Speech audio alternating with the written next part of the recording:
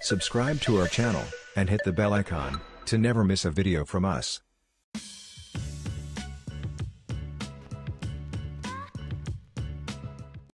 Hello and welcome to the Expert Interview Series, and today we have with us Dr. Ajit Kumarkar, a distinguished leader in the field of learning and development. He is currently working as Deputy General Manager of L&D at IMFA Limited, and he is also a co-founder of CHRD.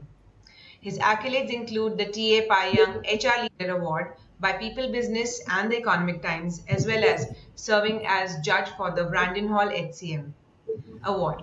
Dr. Ajit's expertise extends beyond traditional HR practices, as he is certified global coach, LinkedIn social selling professional, design thinker, and NLP practitioner. We welcome you to the Expert Interview Series, sir, and hope our viewers get to learn from your experiences. Thank you so much, Pooja. Right. So, yeah, of course, you have plenty of experience in the field of learning and development. With your experience, what do you believe are the essential qualities of an effective leader in the field of HR and L&D? So, Pooja, if you talk about, the qualities or characteristics of an effective leader, so I think the line would start from somewhere and it will not get over. It will not get to a conclusion in hand. But still that, few very important aspects which a leader should have in terms of, talking about, HR or L&D. The first very important factor or maybe aspect is empathy. That's what I feel. Because unless until you do not put yourself into the shoes of your audiences, participants, or even the stakeholders, or maybe, the HODs or functional heads and all that, you will never be able to understand what is that is required for an organization, or maybe in terms of learning and development or HR initiatives to become successful. So that's one. And second very important thing which I feel is, like strategic vision. So we have been doing lots of things. Rather, many organizations, they have been into lots of initiatives and interventions, but are they really benefiting the organization in long term? So how do we align our goals, maybe HR or L&D's goal, with the goal of that of an organization? That's very important. That's very important. Barring that, a few very important factors or maybe aspects which I would like to talk about, maybe innovative thinking. So how innovative is, what is the kind of, innovative thinking the leader has, and then how he or she can bring that innovation in terms of different learning and development initiatives, because to make it engaging and then maybe, to bring absolute value. So these are, few things. Barring that, maybe a collaborative mindset, which is very important. Today, it's not about thinking I, it's more of a we. So these are, few important aspects maybe I would try and focus, and barring that, the list is long. Right. So, being into the L&D department, sir, how do you approach designing and aligning learning and development initiatives to support organizational objectives? See, Pooja, the first very important factor, whenever we design any program is who's my audience. And generally, I follow a principle called as CED. Okay. So CED stands for connect, content, engagement, and delivery. Okay. So the first thing is I need to see that, fine, there is a procedure which I'll talk about. But the first thing is, being a trainer, facilitator, or maybe an L&D head, I need to understand that what is that I'm going to deliver, how it is going to relate to the people, how it is going to give the long-term benefits to the organization, to the people at large, and then means what is it I'm going to deliver, and what is the ROI on it. So these are a few very important factors which we need to see. But if you think from a perspective of how do we design the programs, the base level, we generally do a need assessment. Okay. But at IMFA, the kind of training and assessment which you follow is a very integrated process. When I say the integrated process is one-to-one interaction with the stakeholders, understand from them, even interaction with the participants, because what is the ground reality? See, we have in our training calendar 10 topics, 12 things and all that which you need to deliver throughout the year. But whether actually it is benefiting the people, whether we are able to touch them and then help them, support them in terms of doing their work, whether it's behavioral topic or a functional or technical program. So stakeholder discussions, interactions, discussion with the participants, pulling data from PMS, which we generally do. And then we also have, an exhaustive training menu card, which includes lots of topics which are trending, topics which relate to our function and all that, from where the HODs can pick and choose that what topics are needed. And based on that, we design a training calendar. Okay. Barring that, if you see, we are also getting into learning management system. We have courses where we tie up with Coursera and various, platforms which provide really valued courses and all. So those are also areas where we also see what best can be done. Barring that, having we also, very important is continuous feedback. So what is the feedback? Feedback and effectiveness, rather, I'll say. So feedback is immediately after the training is over, and anybody will come and say that yes, the training went well, provided that have worked on the principle of CED. But again, what is the effectiveness of the training program? Maybe after 30 days, 45 days, and 90 days of time. Okay. So what's your strategy to identifying these these requirements for the training? See, basically, if you talk about strategies, base level, like initially, as I said, need assessment is the procedure which we follow. Then, as I said, like I go to different sites and speak to the HODs one-to-one, or whenever I have a meeting with them, I try and understand, feel that. Barring that, I also see that what are the trending topics, what is happening there in the market, what are the few topics, or maybe in terms of, see, if you talk functionally, the kind of industry we are into, so more or less the topic would remain similar, or maybe few improvements in the areas. And I always say, Pooja, like somebody else may go for a functional training or certification or technical training, but unless until the person is mentally fit and ready. Right. So there where your soft skills comes into picture.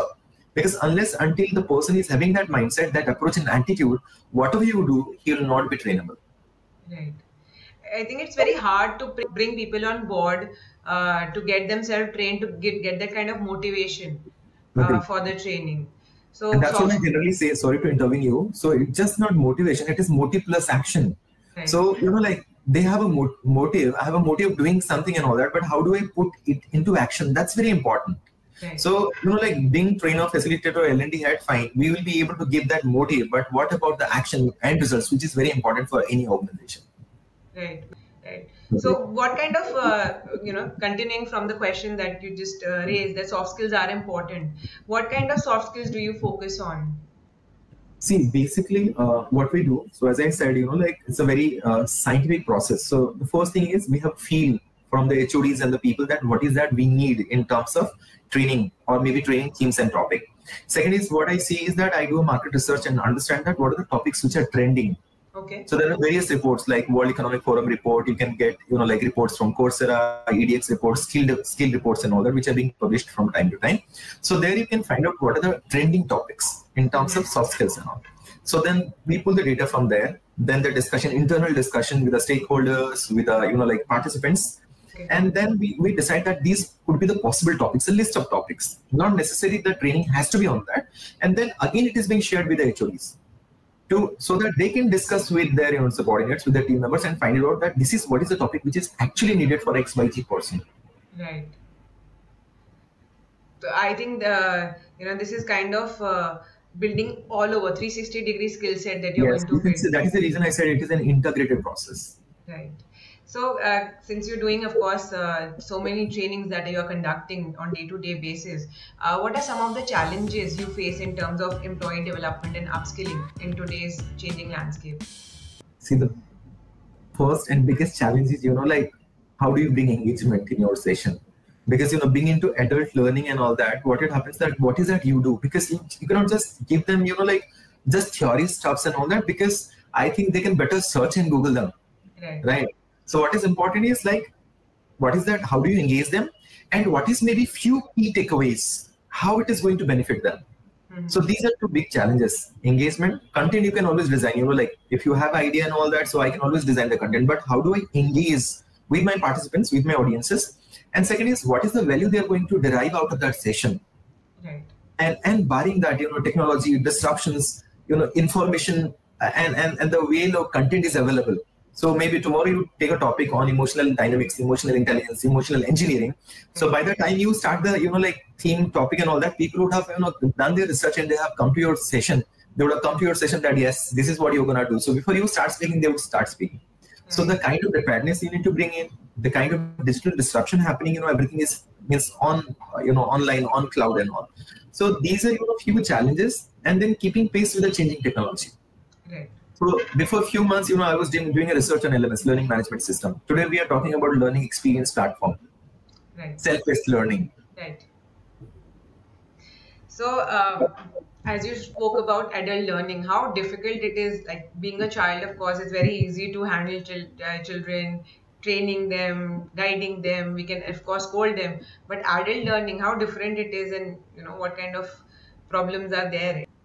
See, I generally in my training session say that there are, 4 kinds of participants.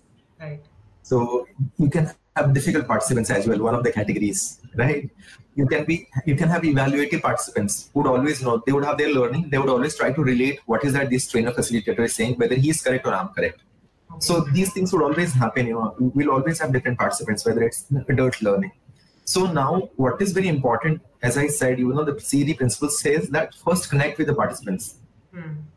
Establish a kind of bonding, trust and all that, so that they have an acceptance to listen to you.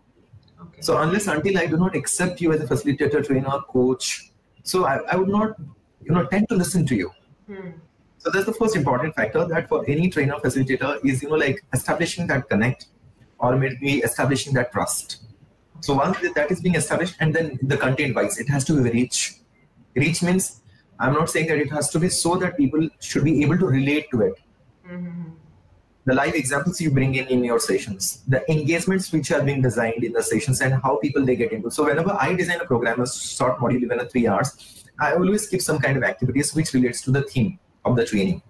I would also do some sort of assessments. Either it is psychometric assessment or some assessment where they will come to know. Suppose tomorrow I'm doing a topic on agility or accountability or workplace autonomy. So I would always try and have some assessments so that would be a self-reflection, understanding self, that where do I stand in terms of these aspects or areas. And then maybe I would also do some kind of reflection session. So whereas we understand that whether people have really understood things. So now planning all these things, organizing and putting them in a structure is a big challenge. And that too for adult learning. Right. Seems like a big task altogether. Yes, it is.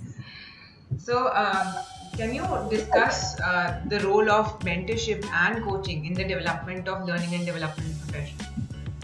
See, coaching, mentoring, very important, because like anybody else who wants to get into this zone of learning development sphere, and then being groomed and become a trainer, facilitator in future, the first important thing I'll say, learn and learn. Because information is what we say is the king, or information is very important. So the more information you have, more research you have, more knowledge you'll have. So you'll be able to connect with people, and then you'll be able to make sense. That's very important. So I'll say the first very important thing for somebody else, to get into this zone, learning and development zone, is like getting a right mentor, and mentor who's really knowledgeable and brings in the kind of experience in terms of L&D, learning and development. Then career guidance is, how does the person, moves in the career path, starting from a facilitator, trainer, or maybe, somebody else who can start initially in any organization as a training coordinator. So now guiding that particular person and, mentoring and coaching. So in these areas, so starting from learning, networking opportunities, career guidance and all that. So these are few things which a mentor has to do for someone who's interested and inclined to get into learning and development, zones. Okay. So, there are a lot of people who want to get into this profession of learning and development. What advice would you like to give to these professionals who are seeking a career in L&D? See, the first very important, factor, learning and development would always be a job where you would find the kind of satisfaction if you have got the right passion for it. Okay. Let us not get into learning and development because I want to become, or I want to be into learning and development domain, but I have a passion of doing it. That's very important. Okay. So anybody else who wants to get into this zone, so learning, as I said, is definitely needed, and then try and have different kinds of certifications, because that would add value. Barring that, also we need to understand different learning psychology, so that means I'll be able to do justice when I deliver different programs. So learning, then maybe getting into different kinds of courses and certifications, understanding learning psychology and all that would help. And then the more I know people, network with them, and learning from experiences, pure learning and all that. So these things are gonna help.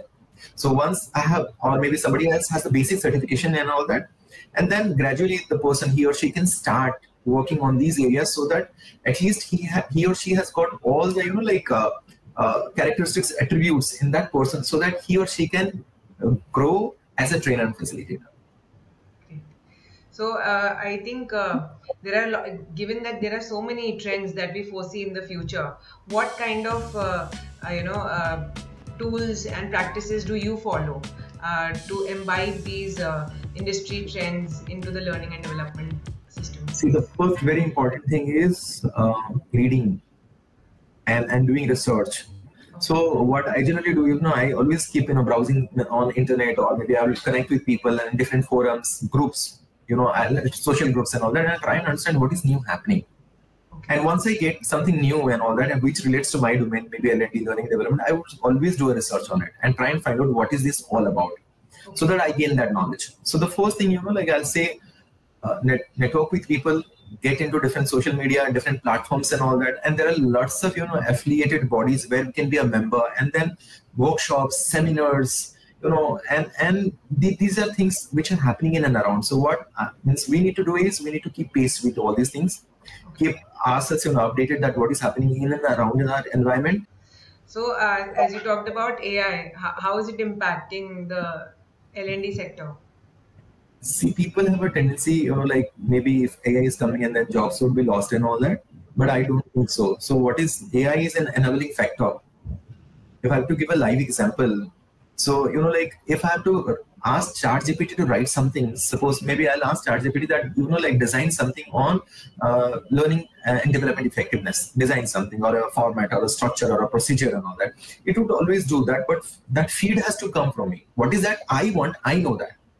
ChatGPT doesn't know. It will give me, like 10 things, 5 things, or maybe, 12 things, but I'll have to use my caution, my brain to understand that what is that I need, how do I customize? Because you cannot get everything customized fitting into your need. Right. So though AI would always be there, AI can always become an enabler, provided that we know that how do we use that AI. And very important is it has to be ethical AI. Right. So in order to be in pace, you have to first learn how to use it as per your customization. Okay. So as we reach to the end of the interview, I'd like to ask, what is the one quotation that you live by your life? I will always say people love what you do and do what you love. Okay. So that's the passion that you build in. Yeah. So being in the training space and all that. So I love connecting with people, knowing them, conducting sessions, like getting into something which is happening new in the field of L&D domain and all that. So that is an area which I love. That's my passion, and that's the reason I've been into this domain since last 15 years. So what was your passion when you started this? So initially when I started, I started as a school teacher. My journey started as a school teacher. So I was teaching English and all for a school, and then for class 6 basically. And the journey started from there. I think I delivered my first training program when I was into graduation. Okay. So I did a short program for people on CRM, customer relationship management and all. So that was my first kind of, intro to learning and development domain. And then from there, the journey started. So initially I was into freelancing, training, consulting, and gradually moved into, the training domain. How different is teaching from the corporate world? It's completely different. Like in teaching, when you talk about teaching and all that, it's more of, you're teaching students something maybe which will be of use then and there, or may not be, have usage. So it is more of, I'll not say today the teaching and all that may not be theory based, but it has theoretical aspect. Whereas, once you are into corporate and all that, maybe that knowledge would help you, but that will not suffice. So being into corporate, it is more of, I can say in this way that, what theory you learn, or maybe, which is being taught in schools and colleges, when you get into corporate, so that is more becomes an applied learning. Right. It's more of application. So being a teacher, you build up those skills to reach to that level and then apply there. Yeah. Thank you so much, sir. It was wonderful. I think I have plenty more questions, but maybe we have to take one more session for that. It was a pleasure to have you, and hope people who watch this get to learn, get to explore more about L&D. Thank you so much, Pooja, for this opportunity, and I look forward. Subscribe to our channel and hit the bell icon to never miss a video from us.